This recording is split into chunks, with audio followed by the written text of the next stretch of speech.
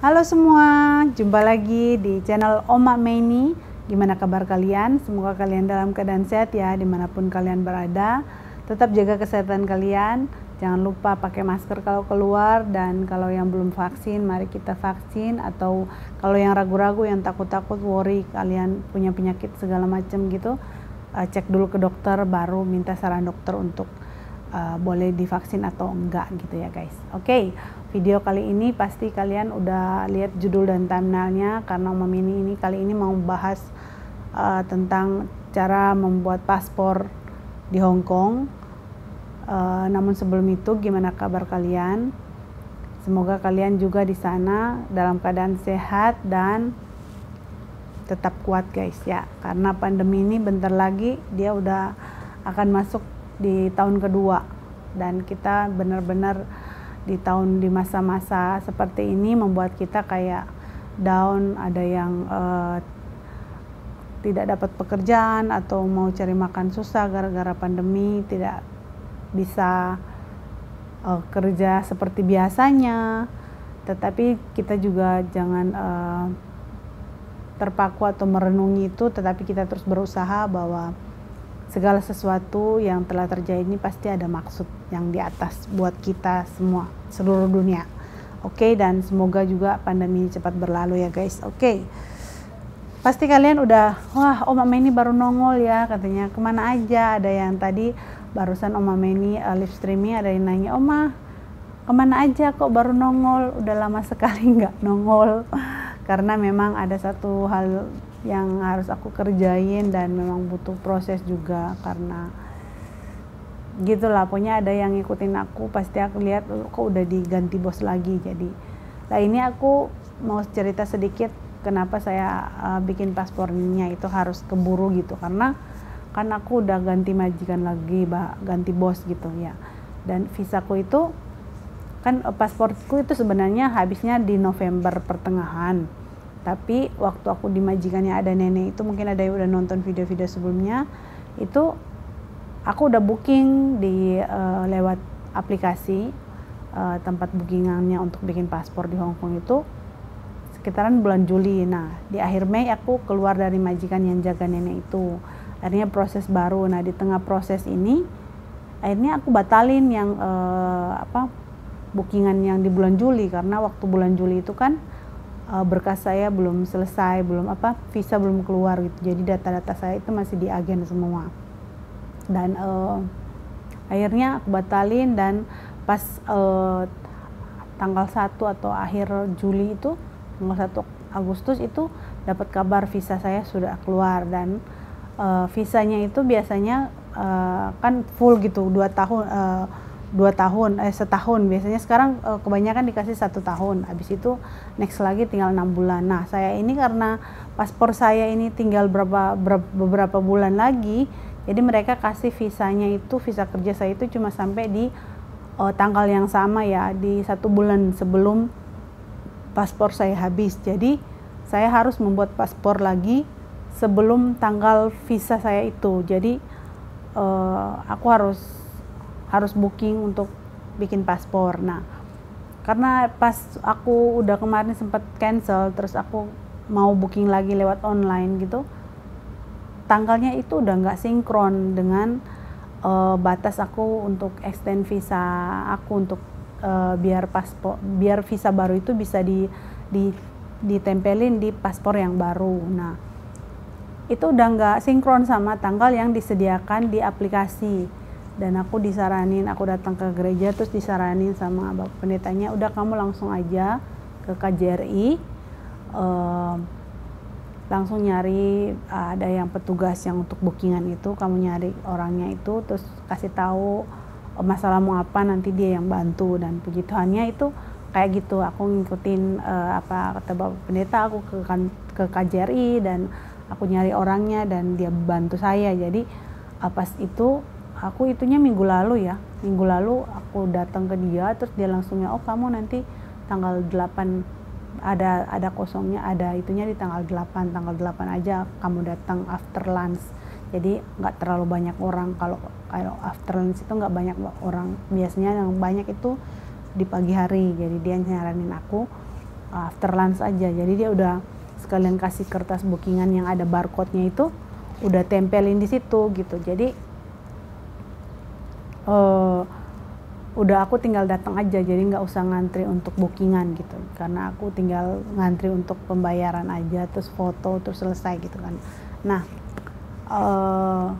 itu mungkin jadi salah satu info buat teman-teman yang kayak saya, maksudnya kasusnya kayak saya, kayak udah nggak keburu gitu. Kalian bisa datang langsung ke KJRI untuk minta mereka bantu kalian untuk bookingan. Jadi nggak perlu lewat bookingan aplikasi. Jadi kalau kayak saya itu karena udah Oktober udah terakhir, tanggal dikasih visanya cuma sampai tanggal 16 Oktober karena pasporku habis 16 November, jadi aku udah nggak keburu. Jadi 1 bulan sebelum itu aku udah harus beresin dulu pasporku karena udah mau extend visaku itu. Nah, buat teman-teman yang kasusnya kayak saya, bisa langsung aja ke KJRI dan cari orang yang khusus untuk menangani bookingan itu, karena mereka itu di sana juga kerjanya itu ada orang-orang tersendiri yang memang mengurus kayak bookingan atau kayak mau keluarin kertas antrian seperti itu, dan itu ada orang-orangnya sendiri gitu loh, untuk yang foto sendiri, untuk yang petugas isi data sendiri gitu. Jadi buat kalian yang kasusnya seperti saya, bisa langsung aja datang untuk booking langsung di kantor gitu, tanpa perlu lewat aplikasi. Tapi yang bagi yang bisa langsung dari aplikasi, karena itu biasanya di aplikasi kalau memungkinkan kita untuk bisa bookingin itu ada tanda hijau. Jadi ada tandanya itu kalau tersedia tanggalnya itu di dalam 1 bulan itu, kalau seandainya dalam 1 bulan itu full tersedia tempatnya, itu kan warna hijau semua. Dari semua tanggal itu, tanggal hari kerja ya, itu semua hijau. Tetapi kalau seandainya nggak ada tanda hijau, berarti itu semua udah penuh. Nggak kan pas masukin di aplikasi kan masukin paspor kita, jadi dengan sendirinya itu sistem akan melacak kapan kita bisa membuat paspor. Nah, yang di aplikasi itu tanda hijau itu berarti tersedia buat kita bikin paspor. Jadi kita tinggal klik aja tanggal yang sesuai kebutuhan kita, nanti akan ada proses-proses yang lainnya gitu guys. Dan aku sedikit cerita pengalamanku hari ini untuk bikin paspor. Hari ini tanggal 8 September 2021. Aku bikin paspor itu kan disuruh 2:30 ya, di kertasnya itu ditempelin 2:30. Dan aku nyampe jam 2, karena orangnya udah belajar on time ya, jadi sebelum 2:30 aku udah nyampe, dan udah banyak yang duduk sih. Cuman kalau aku mau membandingkan ya pelayanan yang dulu dengan yang sekarang, lebih cepat sekarang dan lebih tertata dari sebelumnya ya, karena ruangan juga udah ada berubah, karena aku kesananya itu tahun 2016, sekarang udah 2021, berarti 5 tahun yang lalu. Dan 5 tahun yang sekarang itu perubahannya juga lumayan bagus, karena ada kaca gitu, jadi kita bisa ngelihat yang kita duduk di sini sama yang lagi foto-foto ngisi data di sana itu cepat gitu prosesnya. Pokoknya kalau dibandingin yang dulu ini lebih cepat. Satu, dalam hal penanganan antrian untuk itu nggak kayak kesusu-susu gitu, jadi udah terarah gitu.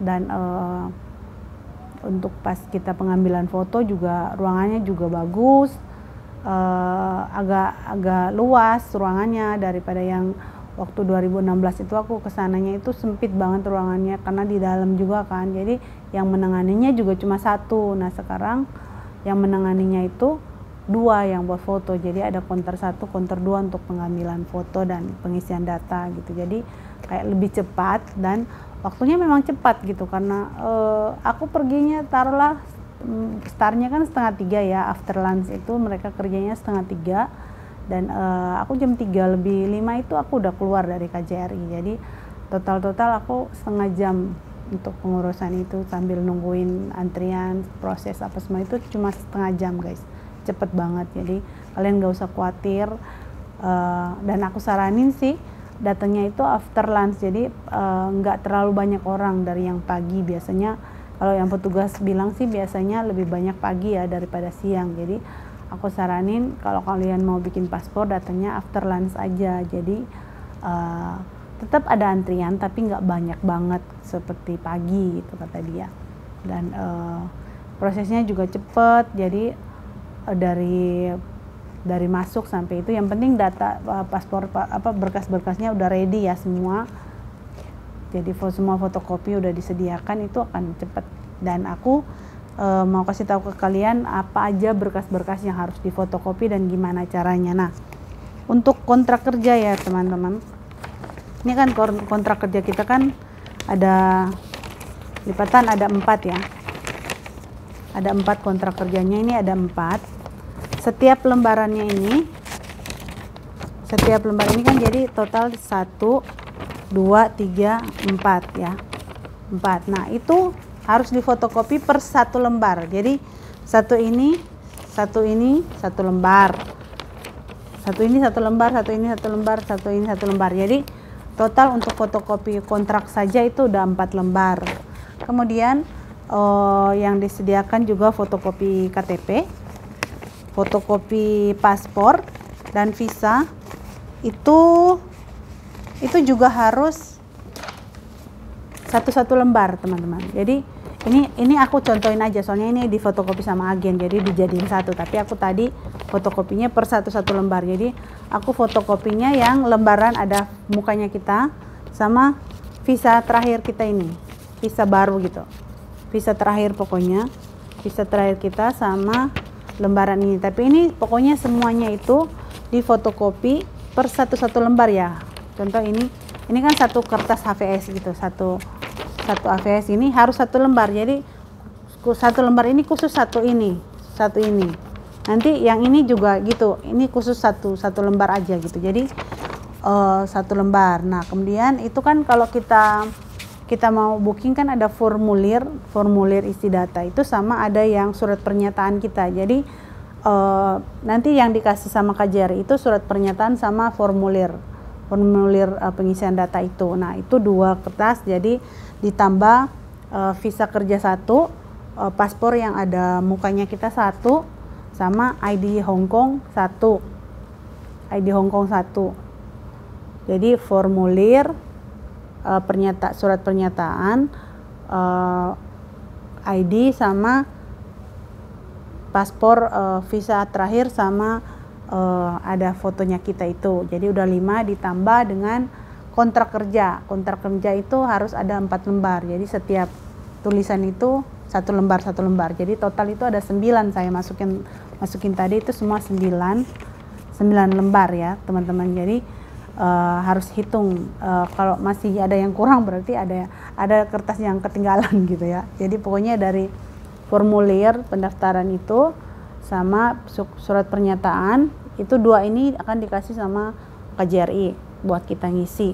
Tapi karena kemarin aku udah sempat pergi kan, jadi udah dikasih duluan sama petugasnya, sama bookingannya itu, tanggal bookingannya, kertas yang ada barcode untuk bookingan itu.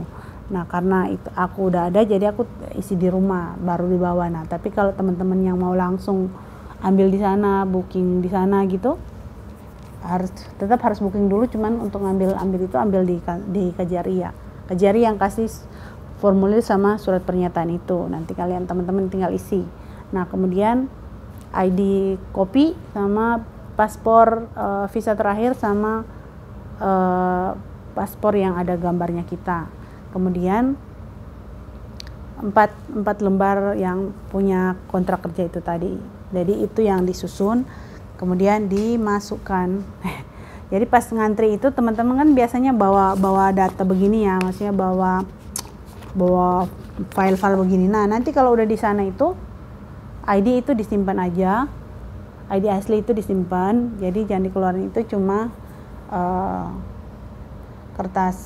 kertasnya itu aja, kertas data-data itu aja kata dia. Nanti kalau pas mau antri tempat foto baru paspornya dikasih gitu, jadi diselipin di situ. Nah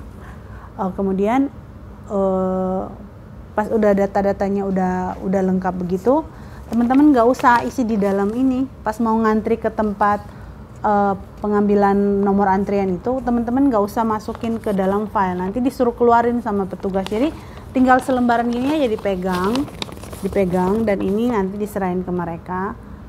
Nah, infonya yang kayak begini aja dipegang gitu kan, biasanya biar dia nggak lecet apa dimasukin ke file putih atau warna apapun itu. Nanti pas ngantri di pengambilan nomor antrian itu sama mau pembayaran di itu nggak usah dimasukin ke dalam file, dikeluarin karena nanti pasti akan disuruh keluarin sama mereka gitu. Jadi antri di biasanya pas masuk ruangan gitu, sebelah belok kiri itu tempat antrian buat pengambilan nomor antrian, sama habis dapat nomor antrian itu kita turun ke BNI untuk pembayaran paspor, dan itu pembayarannya $210. Kemudian pokoknya teman-teman kalau udah ready semua itu tinggal pembayaran itu, terus teman-teman naik lagi ke lantai 3-nya itu di KJRI dan tinggal duduk aja. Jadi tinggal tunggu nomor antrian yang biasanya di layar itu udah ada nomor-nomor antrian. Nah, nanti kalau udah selesai itu nomor antriannya nanti kayak gini teman-teman, yang dikasih ya, yang dikasih mereka. Nanti pas kalau teman-teman udah pembayaran di KJRI di BNI, nanti nomor antriannya akan dapat stempel kayak begini, ada merah, ada stempel kayak warna merah begini ya, ada BNI kan, tulisan BNI. Nah itu kayak gitu. Nanti kalau pas ini yang dikasih ke mereka, ini kan nomor antrian kita ya, nomor antrian pembuatan paspor itu. Nah nanti udah pas pembayaran dinyatakan udah bayar, jadi dicap merah begini. Nah pas selesai itu kita tinggal berkasnya itu sama nomor antrian ini dikasih ke petugas semua. Jadi yang foto-foto kopinya udah aku jelasin tadi, kalian serahin. Nanti tinggalkan tunggu nomor. Kalau saya tadi B109, pas di layar udah ada nomornya kita kayak kertas ini. Kalian masuk ke counter yang ditujukan. Jadi ada counter 1, counter 2. Jadi lihat di bawah B109 contoh, itu di bawahnya itu counter berapa tuh nanti dikasih tahu. B109 silahkan masuk ke counter 1 contoh, atau ke counter 2 contoh. Jadi kalian perhatiin. Nah biasanya di dalam itu kan karena ruangannya kan kaca gitu ya, jadi orang yang kerja situ kelihatan. Nah biasanya counter 1 itu sebelah kanan pas ngadep kaca begini, dia sebelah kanan yang counter 1, counter 2 sebelah kiri.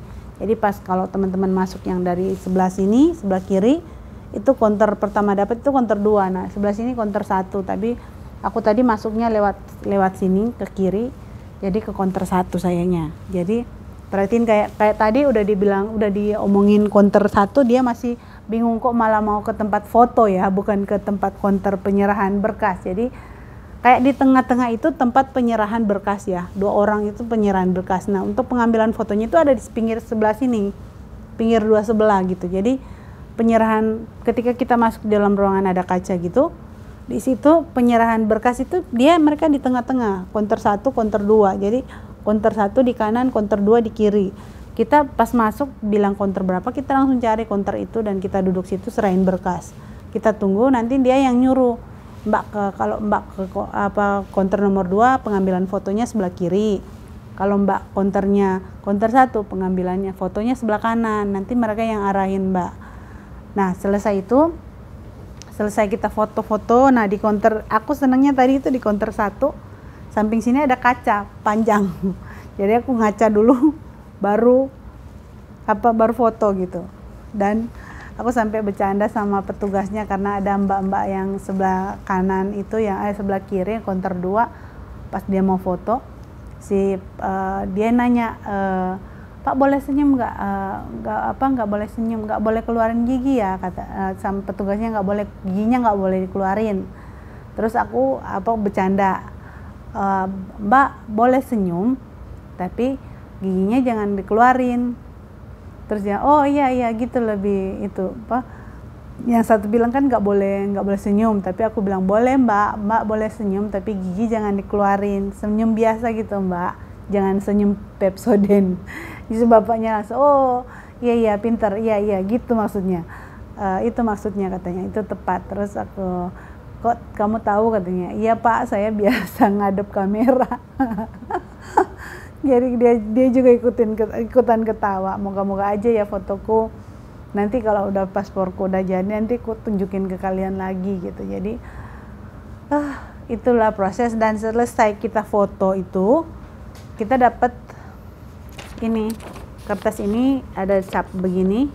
Ini untuk pengambilan tanggal pengambilannya sama jamnya. Udah dicap merah begini. Ini Pancasila. Jadi ini ada tanggalnya 13 September ya. Jadi aku pengambilannya tanggal 13 September jam siang kayak tadi lah, 1:30 ke atas, 1:30 sampai 1:30 pengambilannya di hari Senin. Dan ini bukti nanti kalau pas kita nyampe di KJRI, kita nyerahin aja ke tempat, ada tempatnya untuk meletakkan kertas ini ya guys. Dan gitu deh, dan prosesnya